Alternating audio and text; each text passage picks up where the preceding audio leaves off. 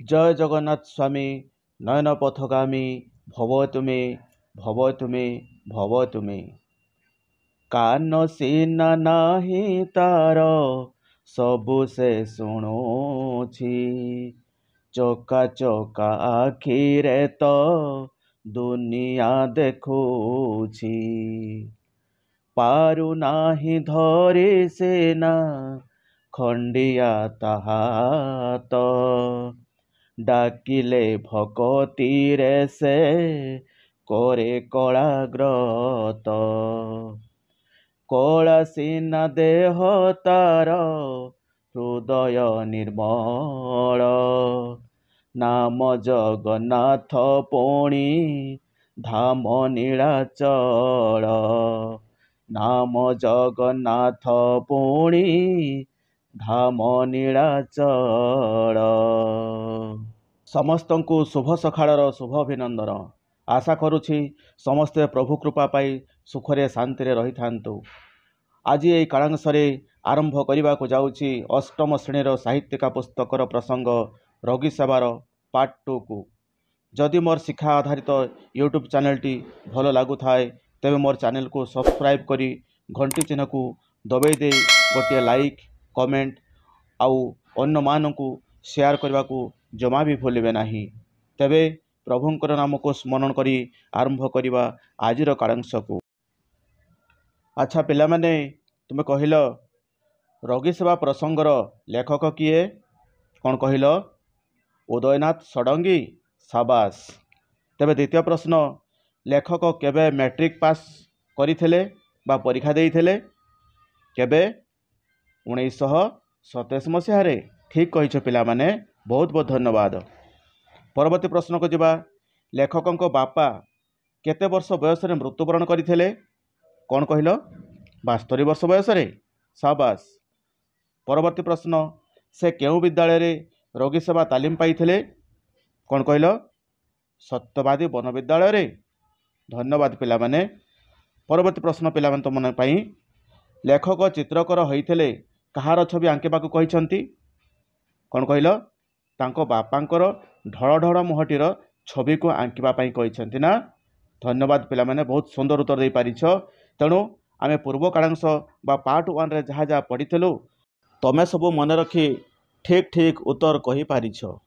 सेथिपाई पुणी थरे धन्यवाद दे आज आमे पार्ट 2 रो सारांश को आलोचना करिबा। एतिके बेले बहु कथा मने पड़ी जाइथिला लेखकंकर। केमिति बा मने पड़िबनी? सीए परा माँ, जन्मदात्री। माँ को कौन कही केबे भूली पारे? केबे नुहे। आउ तेणु कहा जाए तोरी गर्भरो जन्म मोर केते मु खेलिछि कोଳରେ तोर चाली शिखिछि धरी अंगुली तोर तोठारो शिखिछि मो कथा मधुर माँ मोर माँ तू केड़े सुंदर माँ मोर माँ तू केड़े सुंदर तू केड़े सुंदर। वास्तव रे माँ शब्दटी केड़े व्यापक। माँर स्नेह ममता, माँर पणत कानी, माँर मिठा मिठा कथा गोटी गोटी करी मने पड़ जाउथला लेखकंकर मन भितरे। माँ छेउंडर जंत्रणा को हृदबोध करुथले लेखक। तांको बापांको देहांतर 5 वर्ष परे परे तांको माँ को मध्य हराई देई माँ छेउंड हो जाइथिले। हेले पिला माने समय बड़ बलवान। समय तार अविराम गति चली थाए। से कहारी को केबे अपेक्षा करे नाही। तेणु समय परिवर्तन रे लेखकंकर जीवन में मध्य परिवर्तन देखा देइथिला। सेते को से दत्त प्रेस रे चाकरी कर सारी। प्रेस कहले कौन पिला माने ना जोठी बही खाता सब छपा जाए बा बहीपत्र छपा जाए ताको प्रेस बोली कहा जाय थाए। तेणु दत्त प्रेस बोली गोटे प्रेस थिला। से प्रेस रे लेखक चाकरी कर सारी। 2 କିମ୍ବା 3 ମାସରେ ଥରେ ଗ୍ରାମକୁ ସେ ଆସୁଥିଲେ। କ'ଣ କହୁଥିଲେ ସିଏ 2 କିମ୍ବା 3 ମାସରେ ଥରେ ଘରକୁ ଆସୁଥିଲେ। ପୁଣି 2-3 ଦିନ ଘରେ ରହି ନିଜର କାର୍ଯ୍ୟକ୍ଷେତ୍ର ବା ଚାକିରି କରୁଥିବା ସ୍ଥାନକୁ ଫେରି ଯାଉଥିଲେ। କାରଣ କାର୍ଯ୍ୟକ୍ଷେତ୍ରକୁ ଶୀଘ୍ର ନ ଗଲେ ପ୍ରେସ୍ କାମରେ ବିଳମ୍ବ ହୋଇଯିବ ବୋଲି ତା ମନ ଭିତରେ ଭାବି ନେଉଥିଲେ। କାରଣ ସେତେବେଳେ ଭିଡ଼ ଥିଲା, ପ୍ରେସ୍ କାମ ଭିଡ଼ ଥିଲା, ତେଣୁ ଶୀଘ୍ର ନ ଗଲେ ପ୍ରେସ୍ କାମରେ ବିଳମ୍ବ ହୋଇଯିବ ବୋଲି ଲେଖକଙ୍କ ମନରେ ଭାବି ନେଉଥିଲେ। ସେ ଜାଣିଥିଲେ କର୍ତ୍ତବ୍ୟ ହିଁ ଭଗବାନ। କ'ଣ ଜାଣିଥିଲେ? କର୍ତ୍ତବ୍ୟ ହିଁ ଭଗବାନ। ତେଣୁ କର୍ତ୍ତବ୍ୟରେ କେବେ ଅବହେଳା କରିବା ଉଚିତ ନୁହେଁ। ଲେଖକ ତାଙ୍କ ଜୀବନର ଏକ ପରବର୍ତ୍ତୀ ଘଟଣାକୁ ଏଠାରେ ଉପସ୍ଥାପନ କରିଛନ୍ତି। ସେ ମାସକ ଆଗରୁ ଘରୁ ଫେରିଥିଲେ। ତଥାପି କାହିଁକି କେଜାଣି ସେଦିନ ଲେଖକଙ୍କ ଘରକୁ ଯିବା ପାଇଁ ମନ ବଢ଼ୁଥିଲା। କ'ଣ ହେଉଥିଲା? ନା ଲେଖକଙ୍କର ଘରକୁ ଯିବା ପାଇଁ ମନ ହେଉଥିଲା। ସେପଟେ ପାଠ୍ୟପୁସ୍ତକ ଛପା କାର୍ଯ୍ୟ ଜୋରସୋର ଚାଲିଥିଲା। କେଉଁଠି? ନା ପ୍ରେସ୍ରେ। ପ୍ରେସ୍ କହିଲେ କ'ଣ ପିଲାମାନେ? ନା ଛାପାକଳ ବା ଛାପାଖାନା, ଯେଉଁଠି ପାଠ୍ୟପୁସ୍ତକ ସବୁ ଛପାଯାଏ। ତେଣୁ ପ୍ରେସ୍ ପ୍ରଚୁର ଭିଡ଼ ଥିଲା। ଏପଟେ କିନ୍ତୁ ଲେଖକଙ୍କ ମନ ଘର ବାହୁଡ଼ା। ଘରକୁ ଆସିବା ପାଇଁ ତାର ବହୁତ ମନ ହେଉଥିଲା। ହେଲେ ମାଲିକ ମନା କରିଦେଉଥିଲେ। କ'ଣ କରୁଥିଲେ? ନା ମାଲିକ ମନା କରିଦେଉଥିଲେ। ଶେଷରେ ମାଲିକ ସହିତ କଥାବାର୍ତ୍ତା କରି ଦିନକ ପରେ ହିଁ ସେ ଫେରି ଆସିବେ ବୋଲି କଥା ଦେଇ ସେଦିନ ହିଁ ଘରକୁ ଆସିବା ପାଇଁ 2ଟା ସମୟର ବସ୍କୁ ଧରିଥିଲେ। କିଏ ଧରିଥିଲେ ବସ୍କୁ? ନା ଲେଖକ 2ଟା ସମୟର ବସ୍କୁ ସେ ଧରିଥିଲେ। କେଉଁଠିକି ଆସିବା ପାଇଁ? ନା ନିଜ ଘରକୁ ଆସିବା ପାଇଁ। ଏବଂ ଠିକ୍ 5ଟା ସମୟରେ ଘରେ ଆସି ପହଞ୍ଚିଥିଲେ। କିଏ? ନା ଲେଖକ। ସେ ଯେମିତି ଘରେ ପହଞ୍ଚିଥିଲେ ତାଙ୍କ ଆଖି ବୋଉ ଉପରେ ପଡ଼ିଥିଲା। କାହା ଉପରେ ପଡ଼ିଥିଲା ପିଲାମାନେ? ନା ତାଙ୍କ ବୋଉ ଉପରେ ପଡ଼ିଥିଲା।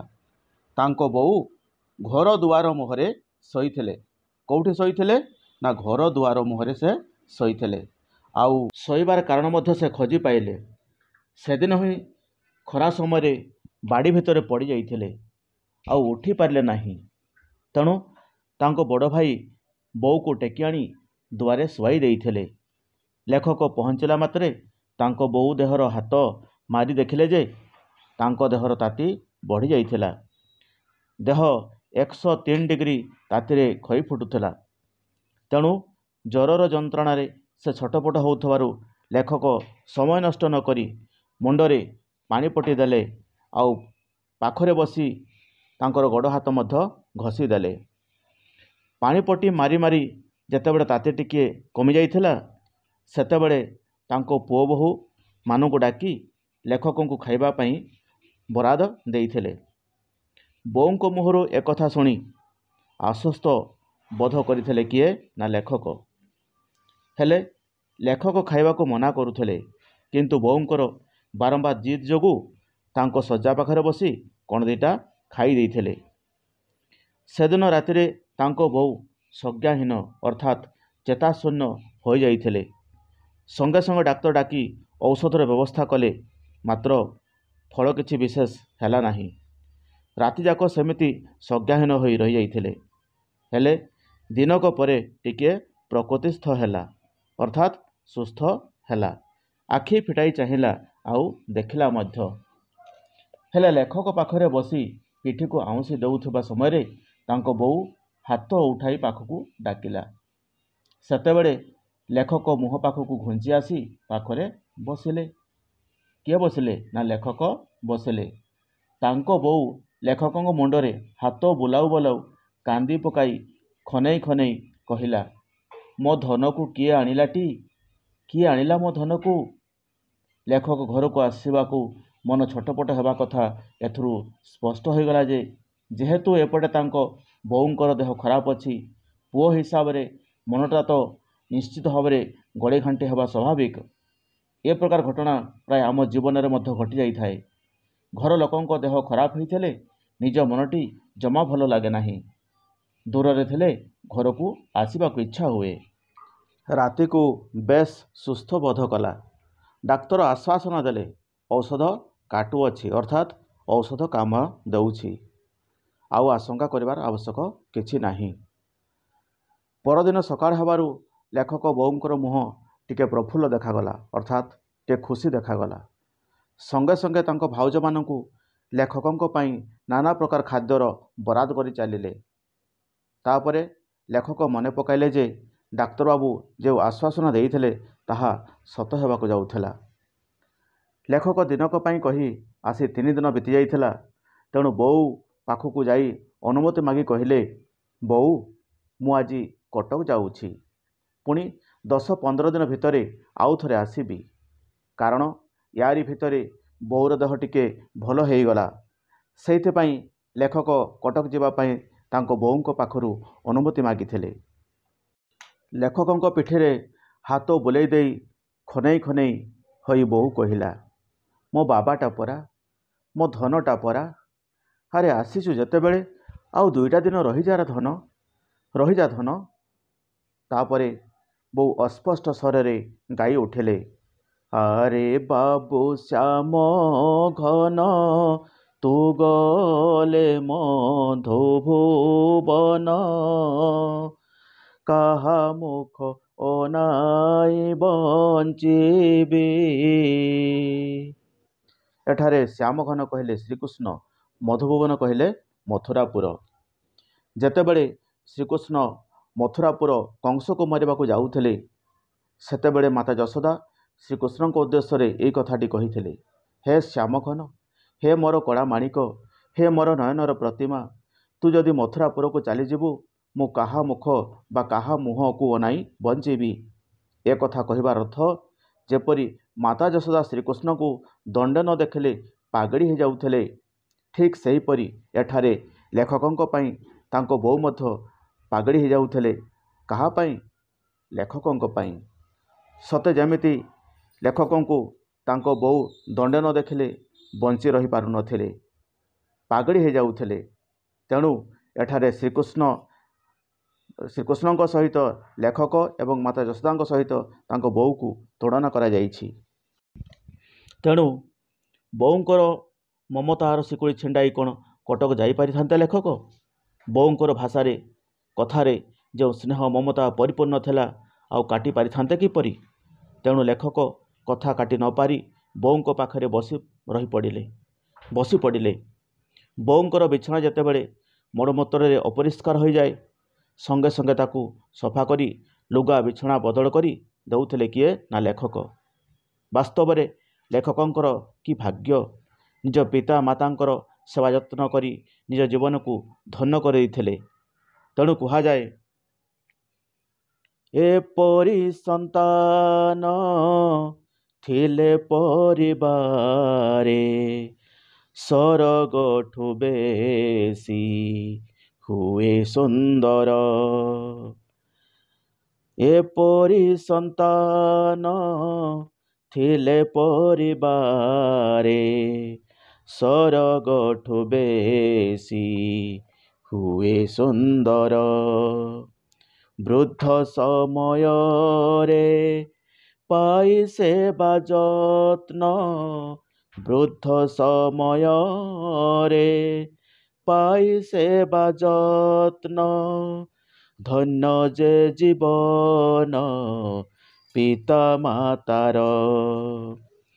ଏପରି ସନ୍ତାନ ଥିଲେ ପରିବାରେ, ସରଗଠୁ ବେଶୀ ହୁଏ ସୁନ୍ଦର। ଏପରି ସନ୍ତାନ। ତେଣୁ ପିଲାମାନେ, ଲେଖକ ଉଦୟନାଥ ଷଡ଼ଙ୍ଗୀ ଏହି ପ୍ରସଙ୍ଗ ମାଧ୍ୟମରେ ତୁମମାନଙ୍କୁ, ଏ ସମାଜକୁ ଏକ ସୁନ୍ଦର ବାର୍ତ୍ତା ପ୍ରଦାନ କରିଛନ୍ତି। ପିତାମାତାଙ୍କର ସେବା ହେଉଛି ଭଗବାନଙ୍କର ସେବା। ଏହି ଉକ୍ତିକୁ ସେ ତାଙ୍କର ବାସ୍ତବ ଜୀବନରେ ନିଜର ଉଦାହରଣ ସାଜି ପ୍ରମାଣ କରି ଦେଖାଇ ଦେଇଛନ୍ତି ଯେ ପୁଅ ହେବ ତ ଏମିତି। ପିଲାମାନେ, ତୁମମାନେ ମଧ୍ୟ ବଡ଼ ହେଲା ପରେ ନିଜର ବୃଦ୍ଧ ପିତାମାତାଙ୍କୁ ଲେଖକଙ୍କ ପରି ସେବା ଯତ୍ନ କରିବ। ଦେଖିବ ଭଗବାନ ତୁମକୁ ନିଶ୍ଚୟ ଆଶୀର୍ବାଦ କରିବେ। କିନ୍ତୁ ଏହି ପ୍ରସଙ୍ଗରେ ଲେଖକଙ୍କର ଜୀବନର ଭିନ୍ନ ମୋଡ଼ ନେଇଥିଲା। କଥାରେ କହନ୍ତି, ବିଧିର ବିଧାନ କିଏ କରେ ଆନ। ସେଦିନ ବୋଉଙ୍କର ଅବସ୍ଥା ପୁଣି ଖରାପ ହୋଇ ଆସିଲା। ତାଙ୍କ ବୋଉ ପାହାନ୍ତା ସମୟରେ କହିଲେ, ଧରରେ ମୋତେ ଟିକେ ଦୁଆର ପାଖକୁ ନେଇଯାରେ। କାହିଁକି କେଜାଣି ଘର ଭିତରଟାରେ ଆଉ ଜମା ସୁଖ ଲାଗୁନାହିଁ। ଚାଲ ଧନ, ମୋତେ ଟିକେ ଦୁଆର ପାଖକୁ ନେଇ ଚାଲ। ଚାଲ ଧନ, ମୋତେ ଟିକେ ଦୁଆର ପାଖକୁ ନେଇ ଚାଲ। ତେଣୁ ବୋଉଙ୍କର ଇଚ୍ଛାକୁ ପୂରଣ କରିବାକୁ ଯାଇ ଦୁଆରେ ବିଛଣା କରି ଟେକି ଆଣି ଶୁଆଇ ଦେଇଥିଲେ। କାହାକୁ? ତାଙ୍କ ବୋଉଙ୍କୁ। ସେ ଥରେ ଆଖି ମେଲି ଚାହିଁ ଦେଖିଲା। କିଏ ଦେଖିଲା? ତାଙ୍କ ବୋଉ। ବୋଉଙ୍କର ସେ ଚାହାଣୀ ଥିଲା ବଡ଼ ସ୍ନେହଭରା କରୁଣ ଚାହାଣୀ। ସେ ହାତ ଉଠାଇବାକୁ ଚେଷ୍ଟା କରୁଥିଲେ, କିନ୍ତୁ ଉଠାଇ ପାରିଲେ ନାହିଁ। ଲେଖକ ଏ କଥା ଜାଣିପାରି ହାତକୁ ଧରି ଟେକିବାକୁ ଚେଷ୍ଟା କରିଥିଲେ। ଆଉ ଠିକ୍ ସେହି ସମୟରେ ଲେଖକଙ୍କର ହାତକୁ ତାଙ୍କ ବୋଉ ମୁଠାଇ ଧରି ନେଇଥିଲେ ଆଉ ଆଖି ବୁଜି ଦେଇଥିଲେ। ସବୁ ଶେଷ। ଅର୍ଥାତ୍ ତାଙ୍କ ବୋଉ ସେଇ ଦୁଆର ମୁହଁରେ ଲେଖକଙ୍କ ହାତକୁ ମୁଠା କରି ଧରି ନେଇ ଶେଷ ନିଶ୍ୱାସ ତ୍ୟାଗ କରିଥିଲେ। ଲେଖକ କହିଛନ୍ତି, ଏବେ ବି ତାଙ୍କର ଦୃଢ଼ ବିଶ୍ୱାସ ତାଙ୍କ ଜୀବନକାଳ ମଧ୍ୟରେ ଯେତେ ସବୁ କାମ କରିଥିଲେ, ଏପରିକି ଏହି କଥାଗୁଡ଼ିକ ବର୍ଣ୍ଣନା କଲାବେଳେ ମଧ୍ୟ ତାଙ୍କ ପିତାମାତାଙ୍କର ସେହି ଅନ୍ତିମ ଆଶୀର୍ବାଦ ହିଁ ତା ପଛରେ ରହି ପ୍ରେରଣା ଦେଉଥିଲା। ଆପଦ ବିପଦ, ଦୁଃଖ ସୁଖ, ରୋଗ ଯନ୍ତ୍ରଣା ସବୁ ସମୟରେ ତାଙ୍କୁ ସାନ୍ତ୍ୱନା ଦେଉଥିଲା ଆଉ ଦେହରେ ବଳ, ମନରେ ଶକ୍ତି ମଧ୍ୟ ଭରି ଦେଉଥିଲା। ତେବେ ଏସବୁର କାରଣ ଥିଲା କ'ଣ? ତାଙ୍କ ପିତାମାତାଙ୍କର ଆଶୀର୍ବାଦ। ଲେଖକ ପୁଣି ଲେଖିଛନ୍ତି, ତାଙ୍କ ବୋଉ ସେ ଯୁଗର ଅକ୍ଷର ମଡ଼ାଇ ନଥିବା ମଫସଲି ମହିଳା। ଅର୍ଥାତ୍ ସେ ଜଣେ ଅପାଠୁଆ ମଫସଲି ମହିଳା ଥିଲେ। ଅକ୍ଷର ମଡ଼ାଇ ନଥିବା କହିଲେ ଅପାଠୁଆ, କିନ୍ତୁ ତାଙ୍କ ସ୍ମରଣ ଶକ୍ତି ଅତି ପ୍ରଖର ଥିଲା। କାହାର? ଲେଖକଙ୍କର ବୋଉଙ୍କର। ସ୍ମରଣ ଶକ୍ତି, ମନେ ରଖିବାର ଶକ୍ତି ତାଙ୍କର ବହୁତ ଥିଲା। ଘରେ ଯେତେବେଳେ ପ୍ରାୟ ଦିନମାନଙ୍କରେ ପୁରାଣ ପାଠ କରାଯାଉଥିବା ସମୟରେ ସେ ସବୁକୁ ଆଗ୍ରହର ସହକାରେ ଅର୍ଥାତ୍ ମନ ଦେଇ ଶୁଣୁଥିଲେ। ବରଂ ତାଙ୍କରି ବରାଦରେ ଅର୍ଥାତ୍ ଆଦେଶରେ ହିଁ ଲେଖକଙ୍କ ବଡ଼ ଭାଇ ପୁରାଣ ପାଠ କରୁଥିଲେ। ଥରେ ମାତ୍ର ଶୁଣି ସେ ସୁନ୍ଦର ଭାବରେ ବୁଝି ଯାଉଥିଲେ, କିନ୍ତୁ ଅନେକ ସମୟରେ ଅନ୍ୟ ଶ୍ରୋତାମାନେ ଅର୍ଥାତ୍ ତାଙ୍କ ବଡ଼ ଭାଇ, ବାପା, କକେଇ କେହି ବୁଝିପାରୁନଥିଲେ। ଆଉ ସେତେବେଳେ ତାଙ୍କ ମଧ୍ୟରେ ଆଲୋଚନା ଚାଲେ, ଏପରିକି ଯୁକ୍ତିତର୍କ ମଧ୍ୟ ଚାଲେ। ଆଉ ଶେଷରେ ବୋଉର କଥା ହିଁ ଠିକ୍ ହେଉଥିଲା। 1922 ମସିହାର କଥା। ଅଳକା ଆଶ୍ରମର ଆଖପାଖ କେତୋଟି ଗ୍ରାମରେ ଭୀଷଣ ହଇଜା ବ୍ୟାପିଥିଲା। ଅଳକା ଆଶ୍ରମ, ଏହା ଜଗତସିଂହପୁର ଜିଲ୍ଲାରେ ଅବସ୍ଥିତ। ତେଣୁ ସେହି ସମୟରେ କେବେ ନା 1922 ମସିହା ସମୟରେ ଅଳକା ଆଶ୍ରମର ଆଖପାଖ କେତୋଟି ଗ୍ରାମରେ ଭୀଷଣ ହଇଜା ରୋଗ ବ୍ୟାପିଥିଲା। ସୁଦର୍ଶନ ପ୍ରହରାଜ, ସୁଦୁରିଆନା ଅର୍ଥାତ୍ ଲେଖକ ସୁଦର୍ଶନ ପ୍ରହରାଜଙ୍କୁ ସ୍ନେହରେ ଆଦରରେ ସୁଦୁରିଆନା ବୋଲି ଡାକୁଥିଲେ। କ'ଣ ଡାକୁଥିଲେ? ତାଙ୍କୁ ସ୍ନେହ ଆଦରରେ ସୁଦୁରିଆନା ବୋଲି ଡାକୁଥିଲେ। କାହାକୁ? ସୁଦର୍ଶନ ପ୍ରହରାଜଙ୍କୁ। କିଏ ଡାକୁଥିଲେ? ନା ଲେଖକ ଡାକୁଥିଲେ। ତେଣୁ ହଇଜା ସମୟରେ ସୁଦର୍ଶନ ପ୍ରହରାଜ ସାଇକେଲ ଚଳାଇ ଗାଁ ଗାଁ ବୁଲି ରୋଗୀମାନଙ୍କର ସେବା କରୁଥିଲେ। କ'ଣ କରୁଥିଲେ ସିଏ? ନା ଗାଁ ଗାଁ ବୁଲି ରୋଗୀମାନଙ୍କର ସେବା କରୁଥିଲେ। ଏବଂ ଲେଖକ ମଧ୍ୟ ତାଙ୍କର ବଡ଼ ଭକ୍ତ ହୋଇଥିବାରୁ ଦୁଇଜଣ ମିଶି ଘର ଘର ବୁଲି ରୋଗୀମାନଙ୍କର ଅବସ୍ଥା ଦେଖୁଥିଲେ। ତେଣୁ ଲେଖକ ଥିଲେ ତାଙ୍କର ବଡ଼ ଭକ୍ତ, ଆଉ ସେଇଥିପାଇଁ ଦୁଇଜଣ ମିଶି ଘର ଘର ବୁଲି ରୋଗୀମାନଙ୍କର ସେବା କରୁଥିଲେ। ଡାକ୍ତରଖାନାରୁ ଔଷଧ ନେଇ ଖାଇବାକୁ ଦେଉଥିଲେ। କେଉଁମାନଙ୍କୁ? ହଇଜା ରୋଗୀମାନଙ୍କୁ। ଗୁରୁତର ରୋଗୀମାନଙ୍କୁ ଡାକ୍ତରଖାନା ଆଣିବାର ବ୍ୟବସ୍ଥା କରୁଥିଲେ। ସାନିଟାରୀ ଇନ୍ସପେକ୍ଟରଙ୍କୁ ଅର୍ଥାତ୍ ସ୍ୱଚ୍ଛତା ଅଧିକାରୀଙ୍କୁ ଧରି କୂଅ ପୋଖରୀ ବିଶୋଧନ କରାଉଥିଲେ। ଯେତେ ସବୁ କୂଅ ପୋଖରୀ ବିଶୋଧନ ହୋଇନଥିଲା, ସେସବୁକୁ ସାନିଟାରୀ ଇନ୍ସପେକ୍ଟରଙ୍କ ଦ୍ୱାରା କ'ଣ କରାଯାଉଥିଲା? ନା ବିଶୋଧନ କରାଯାଉଥିଲା। ଅନେକ ସମୟରେ ରୋଗୀମାନଙ୍କୁ ଦେବା ପାଇଁ ଶାଗୁ ପାଣି ତିଆରି କରି ସାଙ୍ଗରେ ନେଉଥିଲେ। ରୋଗୀମାନଙ୍କୁ କ'ଣ ଦିଆଯାଉଥିଲା? ନା ଶାଗୁ ପାଣି ଦିଆଯାଉଥିଲା। ତେଣୁ ସେମାନେ ତାକୁ ସାଙ୍ଗରେ ନେଇ ଯାଉଥିଲେ। ସେହି ଶାଗୁ ପାଣି ଗରିବ ଲୋକମାନଙ୍କ ପାଇଁ ପଥି ଅର୍ଥାତ୍ ଏକ ଅବ୍ୟର୍ଥ ଔଷଧ ଥିଲା। ପଥି କହିଲେ କ'ଣ? ଔଷଧ। ଆଶ୍ରମରୁ ସକାଳୁ ବାହାରିଗଲେ ଦିନେ ଦିନେ ଘରକୁ ଫେରିବାକୁ ରାତି ଅଧିକ ହୋଇଯାଉଥିଲା। ସେମାନେ ଗାଁ ଗାଁ ବୁଲି ବୁଲି ସକାଳୁ ଯାଉଥିଲେ ତ, ତେଣୁ ଫେରିବାକୁ ତାଙ୍କର କ'ଣ ହେଉଥିଲା? ଅଧିକ ରାତି ହୋଇଯାଉଥିଲା। କିନ୍ତୁ ଶ୍ରୀଯୁକ୍ତ ଗୋପବନ୍ଧୁ ଚୌଧୁରୀ, ଯିଏକି ଅଳକା ଆଶ୍ରମର ଜଣେ ଶିକ୍ଷକ, ସେମାନଙ୍କୁ କଡ଼ା ତାଗିଦ କରୁଥିଲେ। ଯଦି ସନ୍ଧ୍ୟା ପୂର୍ବରୁ ସେମାନେ ଫେରୁନଥିଲେ ସେମାନଙ୍କୁ କିଏ? ନା ଶ୍ରୀଯୁକ୍ତ ଗୋପବନ୍ଧୁ ଚୌଧୁରୀ କ'ଣ କରୁଥିଲେ? କଡ଼ା ତାଗିଦ କରୁଥିଲେ। ରୋଗୀମାନଙ୍କ ପାଖରୁ ସେମାନେ ଆସିଥିବାରୁ ଆଶ୍ରମ ଭିତରକୁ ଯିବା ପୂର୍ବରୁ ଫିନାଇଲ ପାଣିରେ ଗୋଡ଼ ହାତ ଧୋଇ ଗରମ ପାଣିରେ ଗାଧୋଇ ପଡ଼ୁଥିଲେ। ତେଣୁ ଯେହେତୁ ସେମାନେ ରୋଗୀମାନଙ୍କ ପାଖରୁ ଆସିଛନ୍ତି, ସେଇଥିପାଇଁ ସେମାନେ ଆଶ୍ରମ ଭିତରକୁ ପଶିବା ପୂର୍ବରୁ ସେମାନେ କ'ଣ କରୁଥିଲେ? ନା ଫିନାଇଲ ପାଣିରେ ଗୋଡ଼ ହାତ ଧୋଇ ଗରମ ପାଣିରେ ଗାଧୋଇ ପଡ଼ୁଥିଲେ। ସୁଦର୍ଶନ ପ୍ରହରାଜ ଜଣେ ବଳିଷ୍ଠ, କର୍ମଠ, ପରଦୁଃଖ କାତର ବ୍ୟକ୍ତି ଥିଲେ। ବଳିଷ୍ଠ କହିଲେ ବଳବାନ, କର୍ମଠ କହିଲେ କାର୍ଯ୍ୟରେ ଯିଏ ଅବହେଳା କରେ ନାହିଁ। ପରଦୁଃଖ କାତର ବ୍ୟକ୍ତି କହିଲେ ଯିଏ ପରଦୁଃଖରେ ଦୁଃଖୀ ହୁଏ ତାହାକୁ କୁହାଯାଏ କ'ଣ? ନା ପରଦୁଃଖ କାତର ବ୍ୟକ୍ତି। ତେଣୁ ରୋଗୀ ସେବା କାମରେ ଲାଗି ପଡ଼ିଲେ ଭୋକ ଶୋଷ ସବୁ ଭୁଲି ଯାଉଥିଲେ। କିଏ? ନା ସୁଦର୍ଶନ ପ୍ରହରାଜ। ଶୀତ, ବର୍ଷା, ଜୁନ ମାସର ଟାଣ ଖରା ତାଙ୍କୁ କାମରେ ବାଧା ଦେଇପାରେ ନାହିଁ। ଏଭଳି ଗୁରୁଙ୍କର ଶିଷ୍ୟ ଥିଲେ କିଏ? ନା ଲେଖକ ଥିଲେ। ତେଣୁ ତାଙ୍କୁ ମଧ୍ୟ କାମରୁ ତ୍ରାହି ମିଳୁନଥିଲା। ତେଣୁ ନିରଳସ ଭାବରେ ଅର୍ଥାତ୍ ଅଳସୁଆ ନ ହୋଇ ତାଙ୍କୁ ମଧ୍ୟ ଖଟିବାକୁ ପଡ଼ୁଥିଲା। ସେଥିରେ ମନ ଦୁଃଖ ହେଉନଥିଲା, ବରଂ ସେଥିରେ ଆନନ୍ଦ ମିଳୁଥିଲା। ସତ୍ୟବାଦୀ ସ୍କୁଲରେ ତ ରୋଗୀ ସେବା ପାଠର ଗୋଟିଏ ଅଙ୍ଗ ଥିଲା। କ'ଣ ଅଙ୍ଗ ଥିଲା? ନା ରୋଗୀ ସେବା ପାଠର ଗୋଟିଏ ଅଙ୍ଗ ଥିଲା। ଛୋଟ ଛୋଟ ପିଲାମାନଙ୍କର ଦେହରେ କାଛୁ କୁଣ୍ଡିଆରେ ପୁରି ଯାଇଥିଲେ। ସେମାନେ କ'ଣ କରୁଥିଲେ? ନା ସକାଳେ ନିମ୍ବ ପତ୍ରକୁ ସିଝାଇ ଗରମ ପାଣିରେ ଆଚାର୍ଯ୍ୟ ହରିହର, ଯିଏକି ଜଣେ ଶିକ୍ଷକ ଥିଲେ, ସେଇ ଆଚାର୍ଯ୍ୟ ହରିହର ମହାଶୟ କ'ଣ କରୁଥିଲେ? ନା ନିଜେ ଧୋଇ ସେ ଘାକୁ ସଫା କରିଦେଉଥିଲେ। ଘା ସଫା କରୁଥିବା ସମୟରେ କଷ୍ଟ ହେଲେ ମଧ୍ୟ ତାଙ୍କ ଆଗରେ ମୁହଁକୁ ବିକୃତ କରିବାକୁ ପିଲାମାନଙ୍କୁ ଲାଜ ଲାଗୁଥିଲା। କ'ଣ ଲାଗୁଥିଲା ସେମାନଙ୍କୁ? ନା ଲାଜ ଲାଗୁଥିଲା। ଆଚାର୍ଯ୍ୟ ମହାଶୟ ପିଲାମାନଙ୍କୁ ମଜା ମଜା କଥା କହି ସେମାନଙ୍କ ମନକୁ ସରସ ଅର୍ଥାତ୍ ଖୁସି କରିଦେଉଥିଲେ।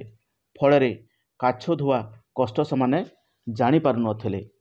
ସତ୍ୟବାଦୀ ବିଦ୍ୟାଳୟରେ ପ୍ରତିଦିନ ପାଳି ଅନୁସାରେ ଜଣେ ଲେଖାଏଁ ପିଲା ରୋଗୀ ସେବା କରୁଥିଲେ। ଯାହାର ପାଳି ପଡ଼ୁଥିଲା ତାର କାମ ହେଉଛି ସେ ସକାଳେ ଗୋଟିଏ ଗ୍ଲାସରେ କିଛି କିଛି ନିମ ଛେଲି ବା ଚିରେଇତା ସିଝା ପାଣି ପ୍ରତି ପିଲାଙ୍କୁ ଦେବା। ଯେତେ ବଡ଼ ଅରୁଚିକର ହେଲେ ମଧ୍ୟ କାହାରି ନ ଖାଇବାକୁ ସାଧ୍ୟ ନାହିଁ। ତେଣୁ ଅରୁଚିକର ହେଲେ ମଧ୍ୟ ସେଇ ସିଝା ପାଣି ଖାଇବାକୁ ହିଁ ପଡ଼ୁଥିଲା। ତା ନହେଲେ ଆଚାର୍ଯ୍ୟ ହରିହର ମହାଶୟଙ୍କୁ ପିଲାମାନେ କହିଦେଉଥିଲେ। କିନ୍ତୁ ଯିଏ ସମସ୍ତଙ୍କୁ ଖୁଆଇଥାଏ ସେ ଦିନଟା ଯାକ ତାର ଭାରି ଆନନ୍ଦ। କାରଣ ସେ ନିଜେ ସେଗୁଡ଼ାକ ଖାଏ ନାହିଁ। ତା କଥା ଆଚାର୍ଯ୍ୟ ମହାଶୟଙ୍କୁ କହିଦେବାକୁ କେହି ମଧ୍ୟ ନଥାନ୍ତି। ତେଣୁ ସେ ଭାରି ଖୁସି ଥାଏ। ଛାତ୍ରାବାସରେ କୌଣସି ପିଲାର ଜ୍ୱର ବା ଅନ୍ୟ କିଛି ବେମାର ହୁଏ, ତା ପାଖରେ ରାତି ଦିନ ବସିବାକୁ ପଡ଼େ। କ'ଣ କରିବାକୁ ପଡ଼େ? ନା ରାତି ଦିନ ବସି ରହିବାକୁ ପଡ଼େ। ଏସବୁ ତାଙ୍କ ଆଶ୍ରମର ନିୟମ ଥିଲା। ଡାକ୍ତରଖାନାରୁ ଔଷଧ ଆଣି ଠିକ୍ ସମୟରେ ଖୁଆଇବା, ନିର୍ଦ୍ଦିଷ୍ଟ ବେଳାରେ ଦେହର ଉତ୍ତାପ ମାପି ଚାର୍ଟରେ ପୂରଣ କରିବା, ଦୁଧ, ବାର୍ଲି, ଶାଗୁ, ପସାରୁଣୀ ପତ୍ର ସଂଗ୍ରହ କରି ଆଣି ପଥି ବା ଔଷଧ ତିଆରି କରିବା ତାର ଦାୟିତ୍ୱ। ତେଣୁ ଯେଉଁ ପିଲାର ଜ୍ୱର ହୁଏ ତା ପାଇଁ କ'ଣ କରାଯାଏ? ନା ଡାକ୍ତରଖାନାରୁ ଔଷଧ ଆଣି ଠିକ୍ ସମୟରେ ତାକୁ ଖାଇବା ପାଇଁ ଦିଆଯାଏ ଏବଂ ଠିକ୍ ସମୟରେ ତାର ଦେହର ଉତ୍ତାପ ମାପି ଚାର୍ଟରେ ପୂରଣ କରାଯାଏ। ତା ସାଙ୍ଗେ ସାଙ୍ଗେ କ'ଣ ଦିଆଯାଏ? ନା ଦୁଧ, ବାର୍ଲି, ଶାଗୁ ପସାରୁଣୀ ପତ୍ରର ଔଷଧ ତିଆରି କରି ପିଲାଙ୍କୁ ଖାଇବା ପାଇଁ ଦିଅନ୍ତି। ଏସବୁ ତାଙ୍କର ହେଲା ଦାୟିତ୍ୱ। ଯାହାର ଯେଉଁଦିନ ପାଳି ସେଦିନ ସେ ନିଷ୍ଠାର ସହିତ ଏସବୁ କାମ କରିବାକୁ ପଡ଼ୁଥିଲା। ଯାହାର ଯେଉଁଦିନ ପାଳି ଥିବ ସେ ସେଇଦିନ ସେ କାମଟିକୁ ମନୋଯୋଗ ଦେଇକରି କରିବାକୁ ପଡ଼ୁଥିଲା। ଏପରିକି ରୋଗୀର ମୁଣ୍ଡ ଗୋଡ଼ ଚିପି ଦେବା, ଝାଡ଼ା ପରିସ୍ରା ବିଛଣାରେ ହୋଇଗଲେ ତାହା ସଫା କରିବାକୁ ତିଳେ ହେଲେ କୁଣ୍ଠାବୋଧ କରିବାକୁ ପଡ଼ୁନଥିଲା। ତେଣୁ ସେହି ସତ୍ୟବାଦୀ ବିଦ୍ୟାଳୟରେ ପିଲାମାନେ ପାଠ ପଢ଼ିବା ସଙ୍ଗେ ସଙ୍ଗେ ରୋଗୀ ସେବା କାର୍ଯ୍ୟରେ ମଧ୍ୟ ଅଭ୍ୟସ୍ତ ରହୁଥିଲେ। କ'ଣ କରୁଥିଲେ ପିଲାମାନେ? ନା ପାଠ ପଢ଼ିବା ସଙ୍ଗେ ସଙ୍ଗେ ରୋଗୀ ସେବା କାର୍ଯ୍ୟ ମଧ୍ୟ ସେମାନେ କରୁଥିଲେ। ତେଣୁ ଅନ୍ୟାନ୍ୟ ସ୍କୁଲ ଠାରୁ ସତ୍ୟବାଦୀ ସ୍କୁଲର ଯେ ବିଶେଷତ୍ୱ ଥିଲା ଏହି ରୋଗୀ ସେବା ସେସବୁ ମଧ୍ୟରୁ ଅନ୍ୟତମ ଥିଲା। ତେଣୁ ଅନ୍ୟାନ୍ୟ ସ୍କୁଲ ଠାରୁ ସତ୍ୟବାଦୀ ସ୍କୁଲର ଏକ ବିଶେଷତ୍ୱ ଥିଲା, ତାହା ହେଉଛି କ'ଣ? ରୋଗୀ ସେବା ସାଙ୍ଗକୁ ବିଦ୍ୟାଳୟରେ ପାଠ ପଢ଼ା। ବର୍ଷକରେ ଥରେ ରଥଯାତ୍ରା ସମୟରେ ପୁରୀକୁ ଯାଇ ଯାତ୍ରୀମାନଙ୍କର ସେବା କରିବା ଦାୟିତ୍ୱ ଏହି ସତ୍ୟବାଦୀ ସ୍କୁଲ ପିଲାଙ୍କ ଉପରେ ପଡ଼ିଥିଲା। ଥରେ କ'ଣ ହେଇଥିଲା ନା ରଥଯାତ୍ରା ସମୟ, ପୁରୀରେ ରଥଯାତ୍ରା ହେଉଥିଲା। ତେଣୁ ଯାତ୍ରୀମାନଙ୍କର ସେବା ଶୁଶ୍ରୂଷା କରିବା ନିମିତ୍ତ ସତ୍ୟବାଦୀ ସ୍କୁଲ ପିଲାମାନଙ୍କୁ ଦାୟିତ୍ୱ ଦିଆଯାଇଥିଲା।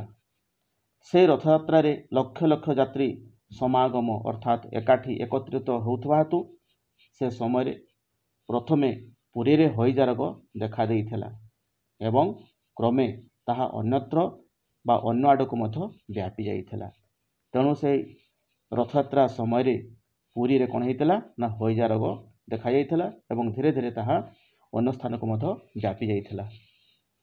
ଯାତ୍ରୀମାନଙ୍କୁ ସାହାଯ୍ୟ କରିବା ଓ ରୋଗୀମାନଙ୍କ ସେବା କରିବା ପାଇଁ ଜିଲ୍ଲା ମାଜିଷ୍ଟ୍ରେଟଙ୍କ ତରଫରୁ ନିମନ୍ତ୍ରଣ ମିଳିଥିଲା। କେଉଁମାନଙ୍କୁ? ସତ୍ୟବାଦୀ ମନୋବିଦ୍ୟାଳୟର ପିଲାମାନଙ୍କୁ, ଯେ ସେମାନେ ଯାଇ ସେଠି କ'ଣ କରିବେ ନା ସାହାଯ୍ୟ କରିବେ ଏବଂ ରୋଗୀମାନଙ୍କର ସେବା କରିବେ। ତେଣୁ ସତ୍ୟବାଦୀ ସ୍କୁଲରୁ ବହୁ ସଂଖ୍ୟାରେ ଛାତ୍ରମାନେ ସ୍ୱେଚ୍ଛାସେବକ ହୋଇ ସେଠାକୁ ଯାଇଥିଲେ। କେଉଁମାନେ ଯାଇଥିଲେ? ସତ୍ୟବାଦୀ ସ୍କୁଲର ବହୁ ସଂଖ୍ୟାରେ ପିଲାମାନେ ସବୁ ଯାଇଥିଲେ। ଜିଲ୍ଲା ମାଜିଷ୍ଟ୍ରେଟ ସେ ସ୍ୱେଚ୍ଛାସେବକମାନଙ୍କ ପାଇଁ ରହିବା ଓ ଖାଦ୍ୟପେୟର ସୁବନ୍ଦୋବସ୍ତ ସରକାରଙ୍କ ତରଫରୁ କରାଇ ଦେଇଥିଲେ। ତେଣୁ ସେ ପିଲାମାନେ ରହିବେ କେଉଁଠି, ଖାଇବେ କ'ଣ, ଏସବୁ ବ୍ୟବସ୍ଥା କିଏ କରିଥିଲେ? ନା ଜିଲ୍ଲା ମାଜିଷ୍ଟ୍ରେଟ ସବୁ କରିଦେଇଥିଲେ। ଆଉ ଜଣେ ଡାକ୍ତର ମଧ୍ୟ ସେଇ ସ୍ୱେଚ୍ଛାସେବକମାନଙ୍କ ପାଇଁ ଖଞ୍ଜା ଯାଇଥିଲା ବା ନିୟୋଜିତ କରାଯାଇଥିଲା। ତେଣୁ ସେ ସ୍ୱେଚ୍ଛାସେବକମାନଙ୍କ ମଧ୍ୟରେ ଜଣେ କିଏ ରହିବେ? ଜଣେ ଡାକ୍ତର ମଧ୍ୟ ରହିବେ। ତେବେ ଲେଖକ ଉଦୟନାଥ ଷଡ଼ଙ୍ଗୀଙ୍କୁ ମାତ୍ର 2ଟି ରଥଯାତ୍ରାରେ ସ୍ୱେଚ୍ଛାସେବକ ହୋଇ ରୋଗୀମାନଙ୍କର ସେବା କରିବାର ସୁଯୋଗ ମିଳିଥିଲା। ତେବେ ଲେଖକ ଉଦୟନାଥ ଷଡ଼ଙ୍ଗୀ କହୁଛନ୍ତି କ'ଣ? ଯେ ତାଙ୍କୁ ମାତ୍ର 2ଟି ରଥଯାତ୍ରାରେ ସ୍ୱେଚ୍ଛାସେବକ ହୋଇ ରୋଗୀମାନଙ୍କର ସେବା ଶୁଶ୍ରୂଷା କରିବାର ସୁଯୋଗ ମିଳିପାରିଥିଲା। ତେବେ ପିଲାମାନେ, ଆଶା କରୁଛି ଏହି ପ୍ରସଙ୍ଗର ସାରାଂଶ ତୁମେମାନେ ନିଶ୍ଚୟ ଭଲ ଭାବରେ ବୁଝିପାରିଥିବ। ତେଣୁ ରୋଗୀ ସେବା ପାର୍ଟ 2ର ସାରାଂଶକୁ ଏଇଠି ଶେଷ କରୁଛି। ଏହାର ପରବର୍ତ୍ତୀ ଭିଡ଼ିଓରେ ପାର୍ଟ 3 ବା ଅଭ୍ୟାସ କାର୍ଯ୍ୟ ବିଷୟରେ ଆଲୋଚନା କରିବା। ଭିଡ଼ିଓଟିକୁ ଶେଷ ପର୍ଯ୍ୟନ୍ତ ଦେଖିଥିବାରୁ ବହୁତ ବହୁତ ଧନ୍ୟବାଦ। ଆଜି ପାଇଁ ରହୁଛି। ଜୟ ହିନ୍ଦ, ଜୟ ଭାରତ, ଜୟ ଶିକ୍ଷା।